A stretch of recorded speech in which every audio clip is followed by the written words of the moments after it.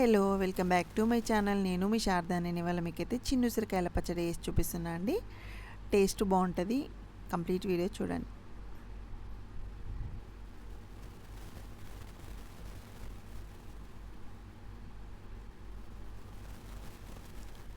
ఇలా మనకి ఎన్ని నచ్చితే అన్ని ఉసిరికాయలు తీసేసుకోవాలండి. నేనైతే ఇప్పుడు మీకు ఒక హాఫ్ కేజీ ఉసిరికాయలతోటి పచ్చడి వేసి చూపిస్తున్నా.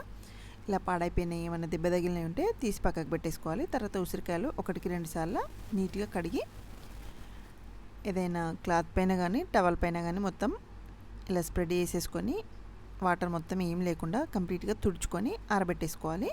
ఒక 10 నిమిషాలు ఫ్యాన్ కింద ఆరబెట్టేసుకున్నా సరిపోతాయండి.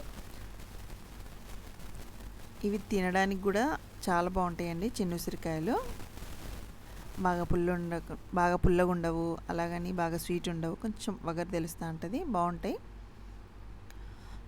ఆవపిండి కోసం అయితే 2 టీ స్పూన్ల ఆవాలు, నేను హాఫ్ కేజీ చేసుకుంటున్నా కాబట్టి ఇది తీసుకుంటున్నా అండి. కొంచెం ఆవాలు ఇంకొక స్పూన్ కూడా తీసుకోవచ్చు. మెంతులు ఒక హాఫ్ టీ స్పూన్ అట్లా తీసుకున్నా. కొంచెం జీలకర్ర వేసేసుకొని ఇవి సిమ్లో పెట్టేసుకొని మంచిగా ఫ్రై చేసేసుకోవాలి. ఇవి ఎక్కువ వేసుకుంటే ఏంటంటే కొంచెం గ్రేవీ లాగా ఎక్కువ వస్తూ ఉంటుంది. సో ఇలా మంచిగా ఫ్రై అయిన తర్వాత పక్కకు పెట్టేసుకొని చల్లారబెట్టేసుకోవాలి. తర్వాత పోపు కోసం అయితే నేనైతే పల్లి నూనె తీసుకుంటున్నా అండి. 1 కప్పు దాకా తీసేసుకోండి. అంటే మనం హాఫ్ కేజీ పచ్చడి పెట్టేసుకుంటే 1/4 కిలో దాకా ఆయిల్ తీసేసుకుంటే పర్ఫెక్ట్గా సరిపోతుందండి. ఎక్కువ కాదు, అలానే బాగా తక్కువ కూడా కాదు.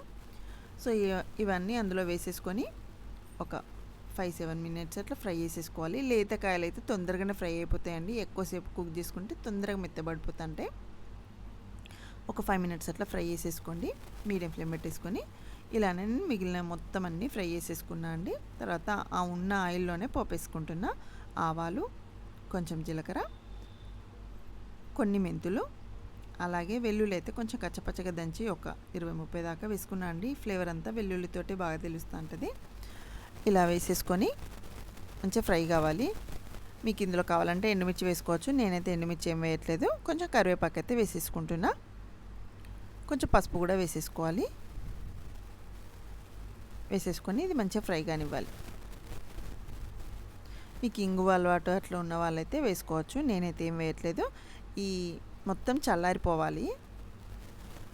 ఈ చల్లారిన తర్వాతనే ఈ పొడులన్నీ వేసుకోవాలి. ఆవపిండి మిక్సీ పట్టింది మొత్తం వేసుకుంటున్నా అండి. 1 కప్ ఏమో కారము, అది ఉప్పు కలిపిన కారం అండి, డైరెక్ట్ కారం అంటే పచ్చడి కారం కాదు. అందుకోసం సాల్ట్ అయితే ఒక 1/4 కప్పే వేసేసుకుంటున్నాను నేను. ఆ కప్పుతోటి నియర్గా ఒక 5 కప్స్ అయినాయండి నేను ఫ్రై చేసుకున్న తర్వాత.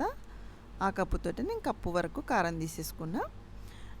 పోపు కూడా కంప్లీట్గా చల్లారాలి. చల్లారిన తర్వాతనే కారం, ఆవపిండి, ఉప్పు వేసేసుకొని ఇలా ఆయిల్ కూడా వేసేసుకొని అంతా కలిసేలా ఒకసారి కలుపుకోవాలి. గరిటెలు అయితే పొడి పొడియే పెట్టేసుకోవాలండి. ఇలా వాటర్ అట్లాంటివి ఏం పెట్టేసుకోవద్దు, పచ్చడి తొందరగా పాడైపోతుంటుంది. సో ఇలా కలిపెట్టేసుకున్న తర్వాత ఒక 2 ఈ సైజు నిమ్మకాయలు రసం పిండేసుకొని వేసేసుకుంటున్నా అండి. ఎందుకంటే ఇందులో కొంచెం పులుపు తక్కువ ఉంటుంది కదా, కరెక్ట్ బ్యాలెన్స్ అవుతుంది. మీకు ఒకవేళ సాల్ట్ తక్కువ అనిపించింది అనుకోండి, మళ్ళీ చూసుకొని యాడ్ చేసేసుకోండి. ఉప్పు కలిపిన కారం అయితే 1/2 కప్పు దాకా తీసేసుకోండి. ఇది నెక్స్ట్ డే చూపిస్తున్నా అండి. ఇలా ఊరి చాలా బాగుంటుంది. తప్పకుండా ట్రై చేయండి. Thank you.